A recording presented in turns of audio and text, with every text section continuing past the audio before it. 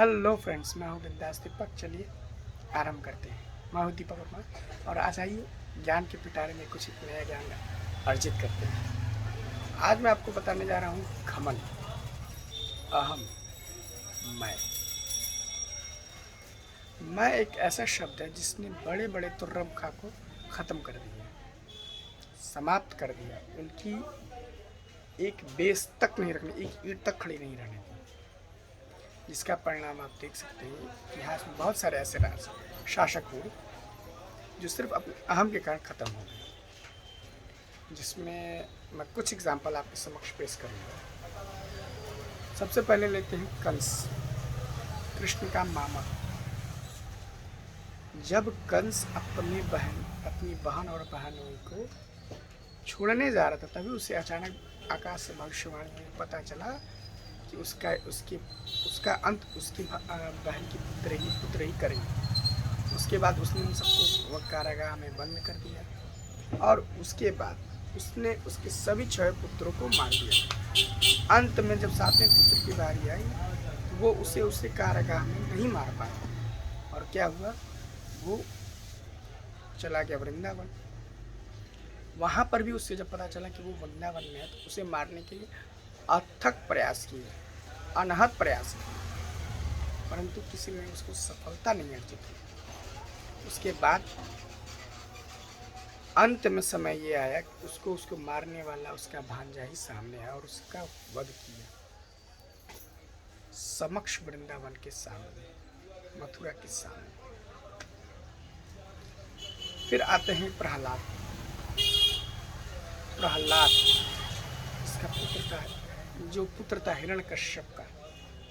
हिरण्यकश्यप, जिसको घमंड था कि सिर्फ मैं ही हूँ इस संसार में भगवान, बाकी कोई भगवान नहीं।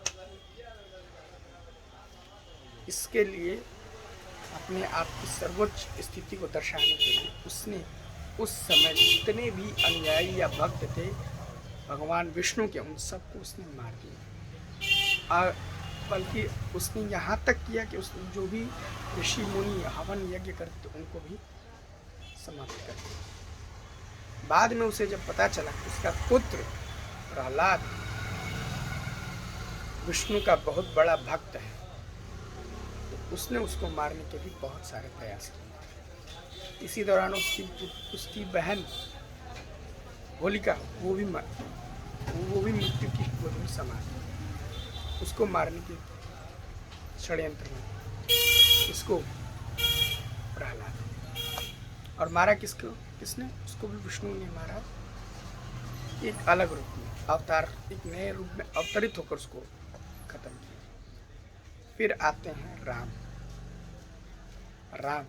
मर्यादा पुरुषोत्तम राम, जिसने अपने युग के सबसे बड़े प्रकांड विद्वान को मारा। और मारने की वजह क्या थी? उसके अंदर अहम आना। उसके अहम आने का रीज़न क्या था? उसने भगवान मतलब तीनों लोकों में आतंक मचा रखा था। और उसने शनि को अपनी महल में उल्टा टांग दिया था। मतलब सोच लीजिए वो कितना बड़ा विद्वान होगा, कितना बड़ा प्रकांड विद्वान होगा, शक्तिशाली होगा, जिसके नाम से ईश्वर तक, भगवान तक लोग कांपते हैं। और उसको मारा किसने? एक तुच्छ प्राणी, राम।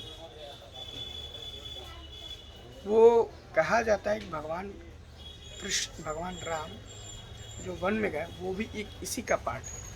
अगर ऐसा न होता तो रावण का शायद अंत न होता। अब इसके बाद आते हैं प्राचीन इतिहास काल। चाणक्य, चंद्रगुप्त मौर्य,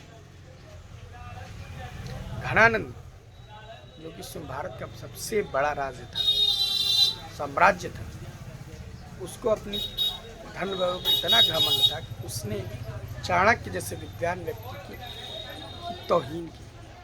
उसको भरे समाज में या भरे दरबार में कह सकते हैं, उसको बहुत बेइज्जती की। इसका बदला उसने लिया, और कैसे? चंद्रगुप्त मौर्य के साथ। मतलब सोच लीजिए, घना नंद जो कि पूरे भारत का राजा था, उसको हराया किसने? एक सामान्य से बालक चंद्रगुप्त मौर्य। किसकी मदद से? चाणक्य की मदद से। मतलब ये है कि उसका भी घमंड टूटा, उसका भी घमंड टूटा। तो इससे हमें ये क्या कहते हैं, शिक्षा मिलती है कि हमें घमंड नहीं करना चाहिए। घमंड करने का सबसे बड़ा नुकसान ये होता है कि हमारे पास जो आसपास है ना, हम उसी को खो देते हैं। मैंने कहीं पढ़ा था, घमंड से आदमी फूल सकता है, फैल नहीं सकता है। हमको फैलने वाला काम चाहिए करना चाहिए, ना कि फूलने वाला। फूल के क्या करेंगे? गुप्पा हो जाएंगे, अपने ही जगह बैठे रहेंगे। हाँ मैं सही हूँ, मैं ये कर रहा हूँ, मैं वो कर रहा हूँ। इसका कोई औचित्य नहीं है। औचित्य तो आपका तब बनता है जब लोग कहें कि आप सही।